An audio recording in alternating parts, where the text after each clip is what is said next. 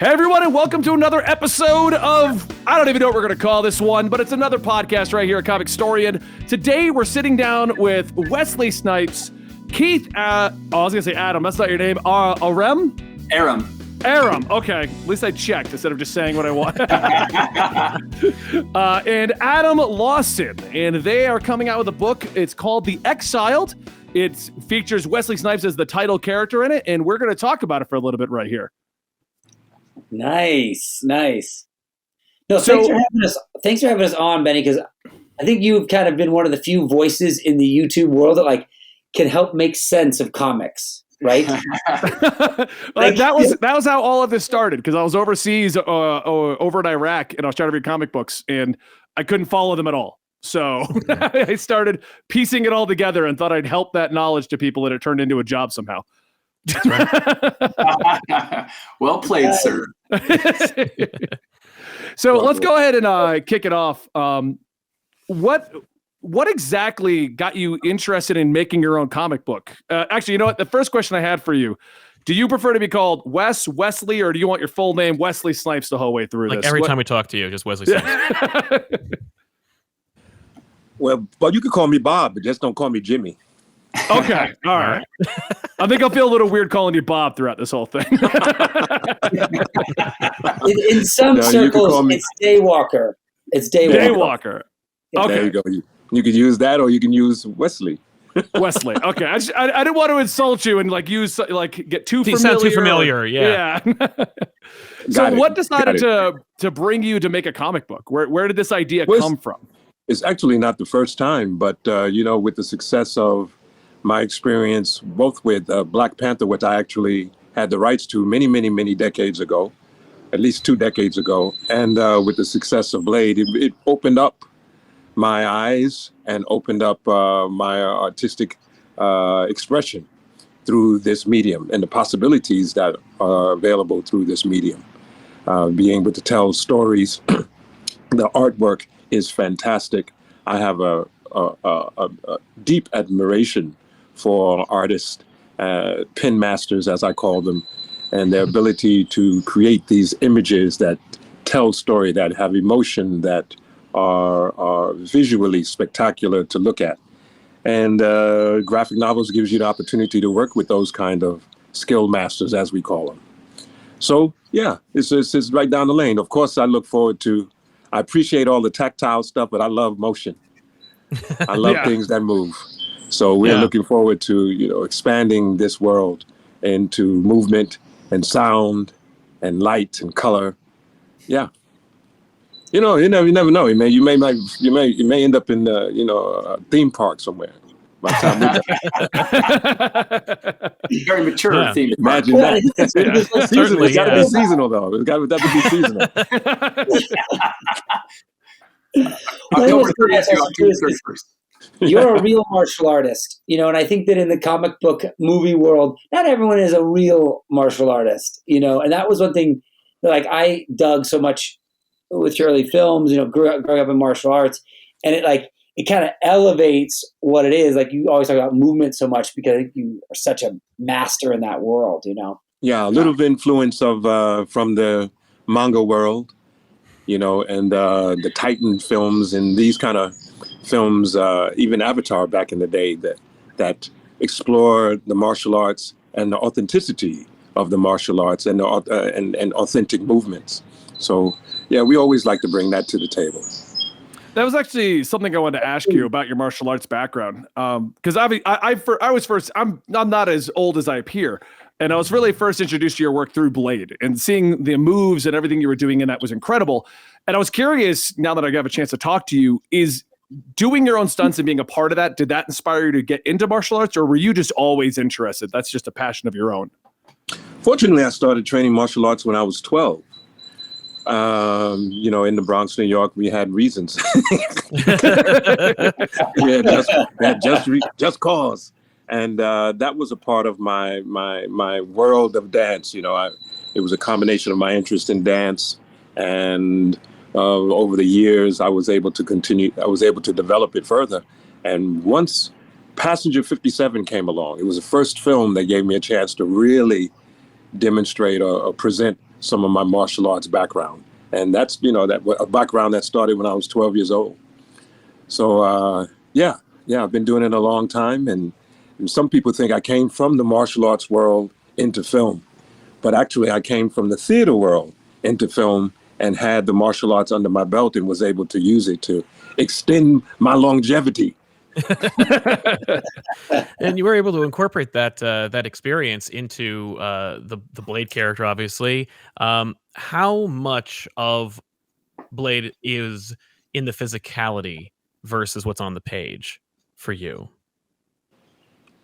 Well, that version of the film, those all the physicality you see, that's my energy. That's all you. The fight, not every scene. There are some stunt doubles. Yeah, we use some stunt doubles here and there. But the style, the fashion, the energy, the swag, that all comes from the spirit and mind of the cat you're talking to now. Gotcha. Right on. I mean, I still see that now, Wes. When I watch movies, I see them still copying moves you did.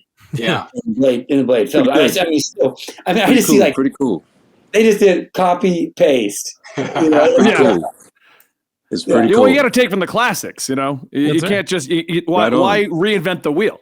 Yeah, right on. But they'll be copying what we do with this Exiled. I mean, we get down there. Oh yeah, I'm excited just for what I've seen about it. If you guys get that onto the screen, that's gonna look incredible. Just everything you have planned. What do you mean if? When you get it on there screen? Very good. When? Yeah. Tell us a little about what came, like, where did the idea for Exiled come from, and why does this mean so much to you? Like, what is it about Exiled that made you go, like, we got to get this out here? Because obviously, part of the fun of making a comic book is kind of the immediacy of it, right? Like, you come up with an idea, you give it to the artist, you work together, and then boom, within a shorter amount of time. I mean, we talked about, how it took so long to develop every one of your projects. With this, it's here. We're looking at it. Like, we're able to read it right now. Yeah. But yeah, what drew you to making this particular story? The world is magnificent. The world is huge, and you can do so much within the graphic novel world. That was very attractive. But to be really honest, working with these two guys was the big draw. Keith and I, we've known each other for a minute. Adam, we have a new friendship now. But when I saw his work, like another skill master, I recognized game, and like, wow, I would like to work with these guys. And that was the biggest draw. The project they can talk about deeper than I can at this point. But I can be honest with them. Oh yeah, because you can imagine, because we'd come up with this story several years back, and then we said, hey Wes, we've got this idea of our comic, and then we merged these ideas together, and it became what you see now as the Exiled, right? The core of the story is actually not. We haven't revealed even like sort of the outer casing of where you're going to get into with the story, and that premise and where the story actually goes in this first iteration is like the core of what makes the Exiled so special. And so what we've been doing over the past year has been sort of developing that world, bringing that out. And what everyone has seen as part of the Kickstarter in this first Ashcan and everything that we're releasing is that first chapter that's going to hopefully tear up the big reveal. We're like an onion that keeps peeling back these layers. And so we're really excited because where the story is going to go, I think is going to really catch people by surprise, because it's such an exciting space. And that's the core, the kernel that we brought with Wes. And he's been really an amazing collaborator on this story. And when you think, Wes, it's like, I think also too, as we were presenting this character, right, there's something that's, I think that resonated with you about it, back to your days in the Bronx, back to, this is somebody who has felt exiled. He's felt like he has had a mission that he's been kicked out of. And I think that character, as we were early talking like that then you brought more to it, that developed, oh, this is a character that is somebody that sees the world in a way no one else does. And the world hates him for it and wants to shove him in a corner. And then he is fighting against that grain, right? And he's kind of ends up being this army of one, right? Like this idea that sometimes when you stand, you stand alone. right? And I think and also too, I think there was this moment where we had this discussion, right, about like, what should this feel like? And that was this kind of this idea that, Wes, that we talked about with you, like this idea that it's like kind of like Seven meets Blade Runner, right? And it's that it has these, it's like a detective and a serial crime takes us into something bigger. And I think that like Keith was saying, that pulling back the onion layer, at least I think early on, like part of your response to that and notes back on that, that's what kind of became why I guess maybe we wanted this story, is because it appealed to all those things that we love. And that's really the perspective of the story too, is that we're with Roach through this story. It's not like you're just seeing this from all angles and kind of understand what that reveal is as he gets deeper and deeper into these conspiracy theories and what's going on and what you think is a serial killer, these brutal murders that are taking place. It's anything but.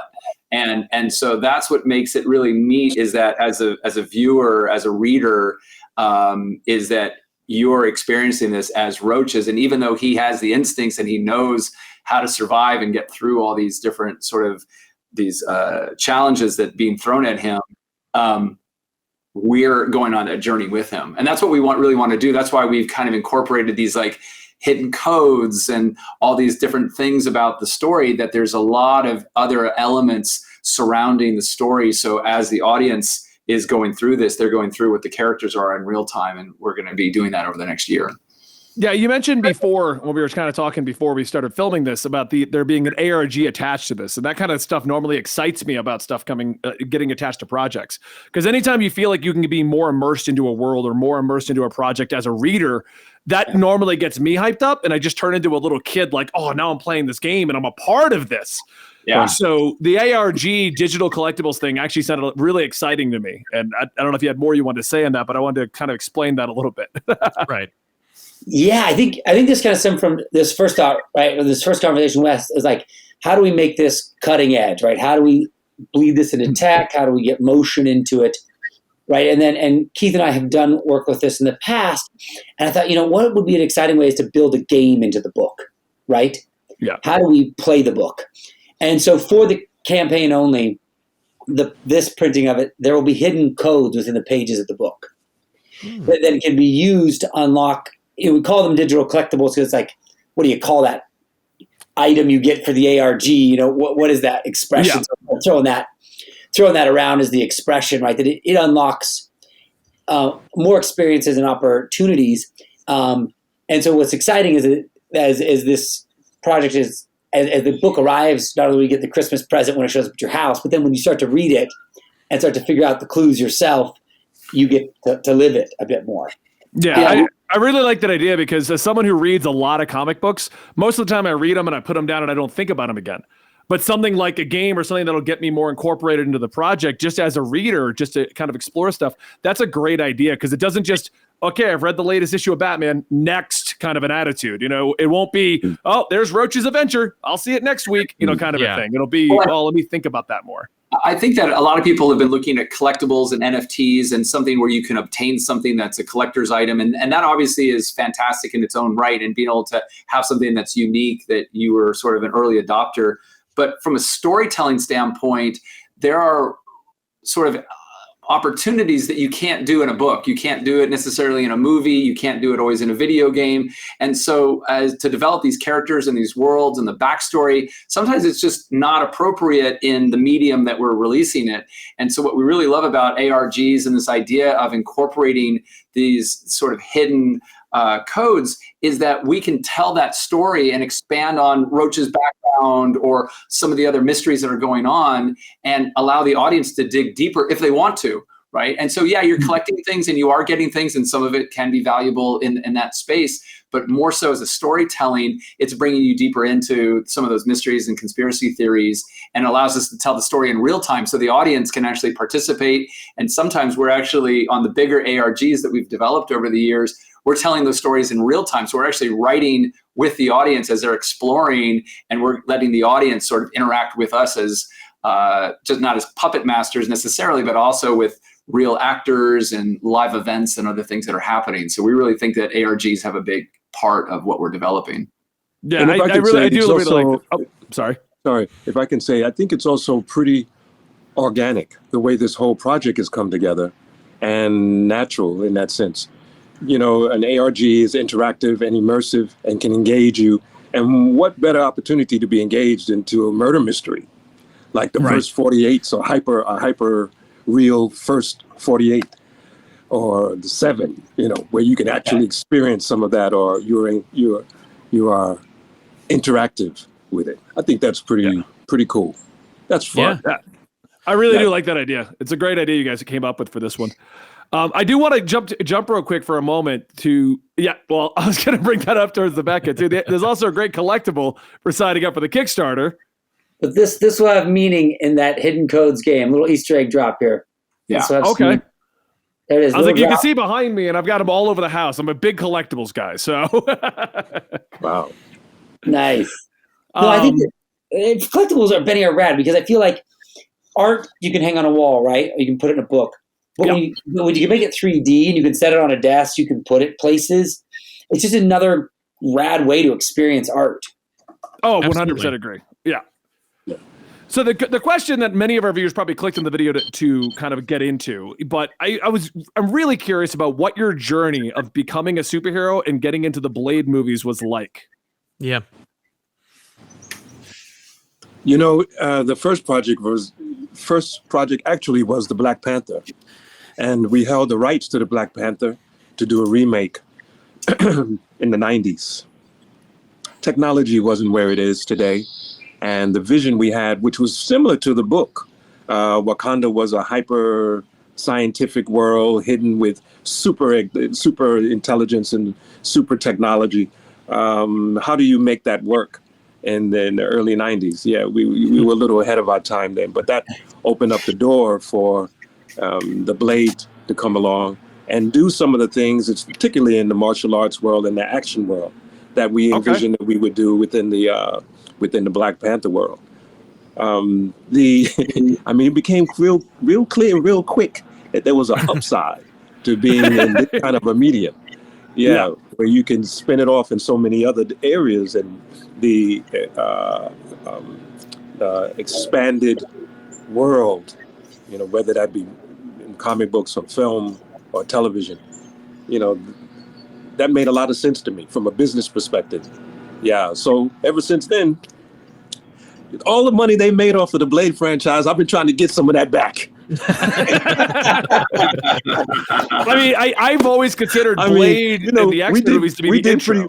The artists, we did pretty well. I ain't gonna lie. It was very, very, very well. However, we didn't build a whole new industry. Right. That's what I was just saying. I felt like you guys started it all because before then it was Blade and the X-Men back in when I was a kid that was like, this is it. Superhero movies can be good. That was that. Well, before that they weren't good. I mean, no one's really going to sit here and argue. Outside of like a one Batman movie and one Superman movie, we didn't have this list of movies that were good back then. Mm-hmm. You started like an entire industry of superhero stuff that then got turned into what's now the MCU conveyor belt. Yeah. That's what it got evolved into over 20 years. But you started a whole thing that was just incredible. And that's what I've always wondered about the journey of being the first guy to do it, as opposed to the most of the cats who are the first never know that they're the first, right? That's true. Yeah. The first person to kick the door in usually also gets splinters. So it's like, hey, yeah. So you're trying to just do the best that you can and live up to the expectations of other heroes that you have, whether they be artistic or martial arts or comic book creators. And a great Shakespearean actor by the name of William Marshall played a character named Blackula back in the 70s. He did 2 or 3 films of Blackula. But this guy, William Marshall, for us thespians and dramatic actors, he is like Paul Robeson and some of the top guys at that level. But for him to be okay with doing, Blackula, playing a black vampire, I thought, wow, okay. It's fair game, that's okay, because I'm a thespian and I look at, drama and seriously and acting seriously, the art form seriously, but why not play a character like this? It's just another character. Make it real, add the backstory to it, do the 5, who, what, when, where, and why, the 5 W's, and see what comes out of it. And that'll make the character more interesting and fleshed out more. So if William Marshall could do it, I'm like, I could do it. It's okay. William Marshall said it's okay. How did you feel about Blade kind of transforming into your portrayal of the character? Because for the last 20 years, that's been Blade. He's just been your version from the movies moving forward. Very trippy. You basically see yourself in the book all the time, right? It's deep, man. It's pretty deep. But you know, I can share that I presented a question like this to Sean Connery. Because Sean Connery, for me, Sean Connery is the Bond of Bonds. Yeah. Right? And I asked him the questions about how he felt, with other actors playing the character and so forth and so on, and people perceiving him like just as a Bond character, Yeah, amazing journey. You never know. Maybe I was blessed to work with, that type of a guy. I don't work with some heavyweight dudes, huh? It's true. Yeah. You're a yourself. Your career is incredible. Well, I think what's so cool about what you just said, Wes, is it's like, the thing about it is you brought like the thespian level performance to a superhero movie. And I think that was the change, right? Wes, like at the time, because superhero movies, right, guys, before that were like, hi, here's a no story, no character, no depth. Right. Oh, that's basically it. Yeah. Because before that, we had Batman, we had Superman, but following that, they were just like, how many toys can we make with these franchises? Right. That's all it turned into after the first movies. But you stayed true to Blade was Blade and it was a dramatic piece of the entire 3 movies. The action was on point. You guys did a great job with it. The second one didn't come out and Blade wasn't in like a yellow trench coat and just being like, now we got toys. Yeah. Blade Mobile. Blade Mobile. Well, did you have to fight that? Because you said they tried. Did they try to like completely change Blade on the second one? I wish I would have known back then that it would have the rise that it has, because I would have kept so many things that happened that were so different from what the final film ended up being. Oh, sure. If people saw, oh my God. Some of the ideas were pretty crazy. Yeah. But I think even the opening scene from the first film set the tone in a whole new way. I mean, you never saw a superhero film where people getting showered in blood and devoured by But here's the thing that we didn't, to be honest, I never thought of it as a superhero film. And that was my shortcoming. I saw it as a character. 2 things, but the idea of being a vampire, being a leather coat, which took me back to Shaft, and being able to do martial arts, which took me back to Run Shaw and the Kung Fu movies on Saturday. That combination, I was like, oh man, this is a must do, even if nobody ever sees it. So I never thought about it being like a comic book movie. I always saw it as an action film.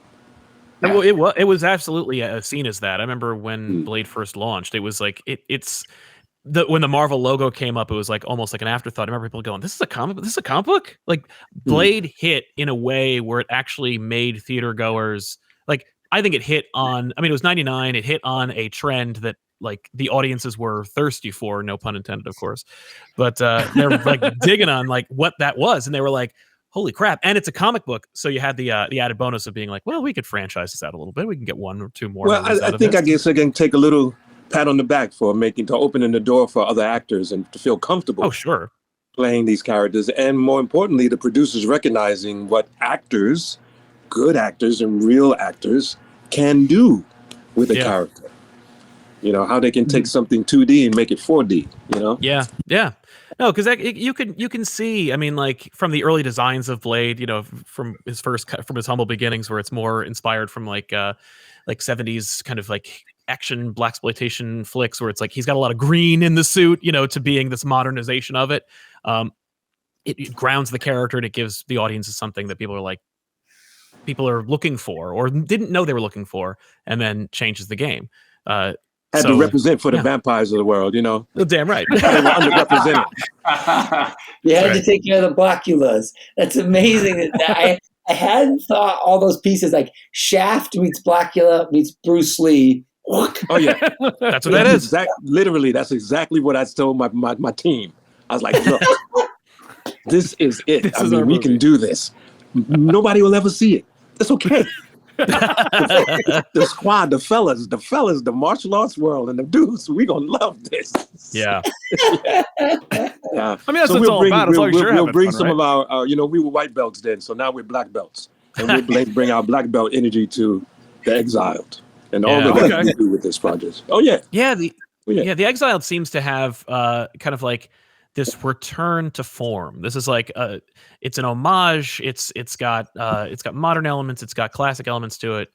This is a story that I think you can see continuing. Do you have an intention of? I mean, obviously, when this Kickstarter is complete and it's been fully funded, congratulations, by the way.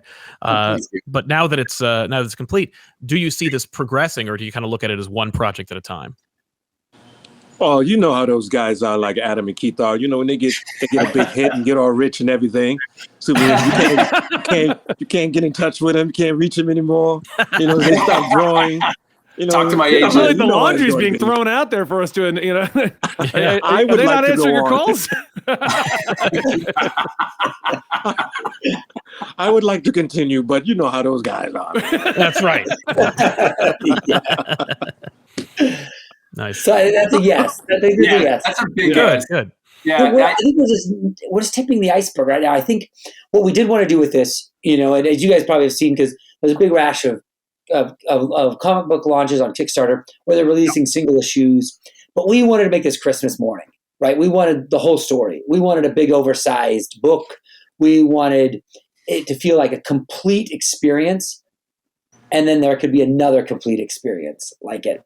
I think was our hope to do out of this, instead of just to sort of sneak something out. And so this is a nice tip of the iceberg. It's a hearty chunk out of that iceberg, but there's plenty beneath the water. And one of the big things I think. So sorry, Keith, go ahead. No, is that we just wanted to set up, an amazing character that could go with us on this journey and explore this universe. Because I think what we've set up is something that's got such roots in it, and because that path coming in from where it's starting right now with the Kickstarter and where the eventual story is, we have this amazing backstory that we really want to explore and the future of where it's going to go. And so I think as this first book explores the heart of and teases on both of those, I think we've all talked about kind of exploring that bigger world of where it came from and where it's going. Yeah. Well, so I got a quick question that's going to relate to Exiled, to Blade, and everything going on. So Blade is basically, I believe it is, but I don't want to say that and somebody yell at me in the comments, but I believe it is the first R-rated Marvel movie. And then, of course, they all went to PG-13 and started making them all more simple. And now finally they're like, oh, we can make R-rated superhero movies. It's like, man, you knew that 10 years, you knew that 20 years ago. Yeah, exactly. Blade proved it works. So, yeah. And I assume I know the answer to this, but I did want to ask, are you envisioning Exiled as like just an R-rated, we're not worried about it project? Or are you picturing it more modernized, how the MCU's made these kinds of projects where they're kind of more cookie cutter to an extent?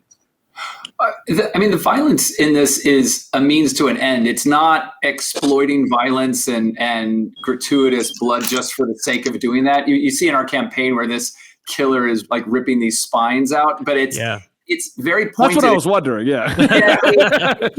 It seems like, okay, this is a serial killer who's doing this pretty gruesome stuff, but there's a reason for it, and it's actually very pointed. I think that, obviously, if you focus on the blood and it looks like a splatter kind of story, then obviously it could go down that path, but it's very much not that. The mission of what this serial killer is doing is very, very specific, and the shock value of what we're seeing in the beginning, obviously it's great to sort of tease that at the beginning, but when you look at it in the R-rated nature of where a film would go or this universe is, it's not built around the violence. The violence is there the point of what he's trying to do and where it's going.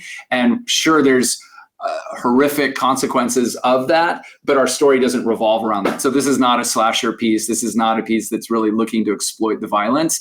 But it definitely plays a big part of this opening chapter. Well, I think also to that point though, Keith, right? And Wes is like, what we also didn't want to make is I think there's something that happens that can get kind of sterilized when you're trying to push a story that's following a murderer into a box that isn't, like, so to speak, a PG-13 box, right?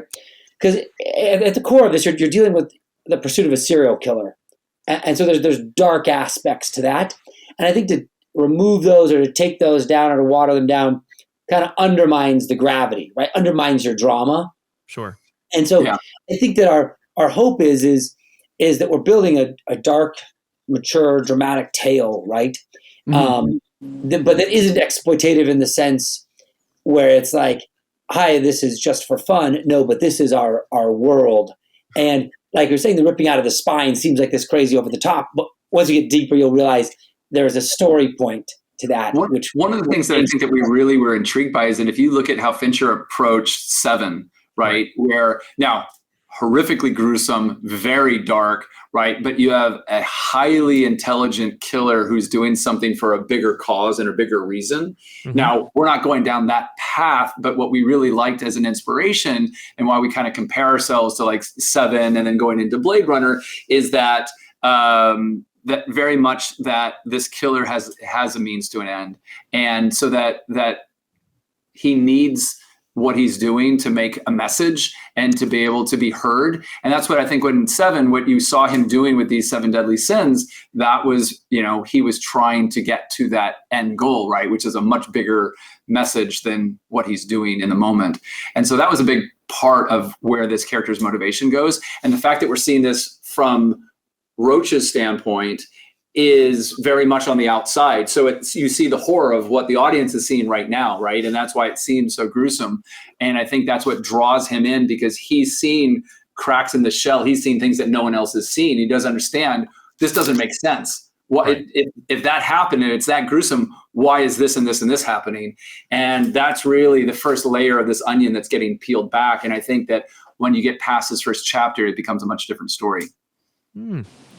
So with the Kickstarter completed and with the book coming, I thought we'd go around the room and just kind of like sell us the book, like sell the audience the book, tell us like, because we talked a lot about the book, like around it, but like, what do you want people to take away from this before they even get a chance to read it? Like, how do you want to sell them this book? If you could tell them directly, just be like, this is the book for me. This is what I want you to take away from it.